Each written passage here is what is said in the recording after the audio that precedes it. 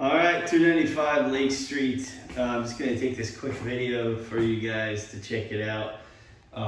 Just gonna point out things, material facts about the house as we progress through. Maybe just a little bit of comments here and there on the layout. But this is the Lake Street door going right outside, as you can see here. So we're entering through the front door.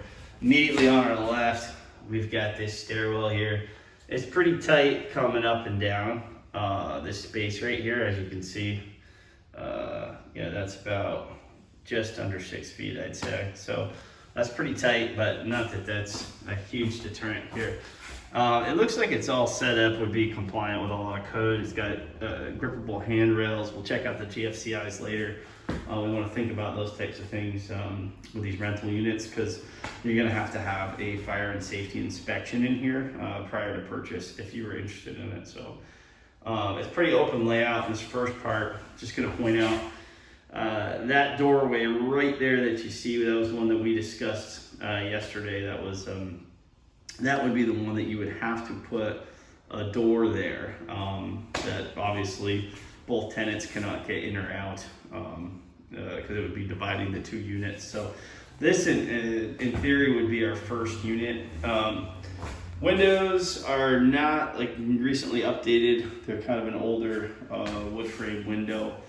They look to be in good, decent shape enough, but as far as efficiency goes, I'm not sure. The front part's pretty well updated, tile floors. It looks like this is probably a snap-in Pergo product. As you can see, it's got new paint, trim's been redone a little bit. So this is in pretty good shape. Okay, so as we head up the stairs, and again, we got grippable handrails, so that's a good thing.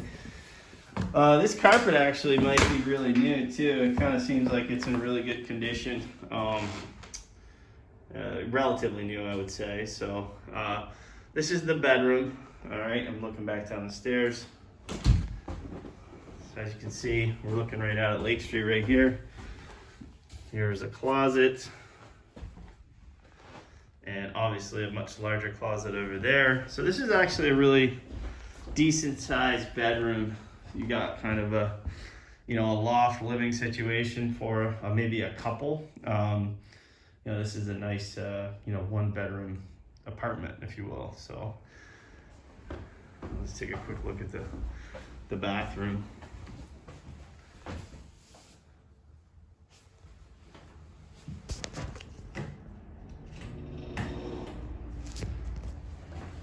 So you got a full bath here. Looks like a pretty recently updated sink, vanity. I think my guess is all this was done pretty recently. It seems to be in good shape. Okay. So yeah, I mean, everything in here seems to be in good working order. You got a little bit of cosmetic wall stuff in the closet, but that's not a big deal. As far as the walls go, everything is in good shape. It looks like it's been repaired recently. This is an interesting setup. I'm not sure how that would play out with a fire and safety inspection, but that's something down the road. Looks like there's some attic access space here as well.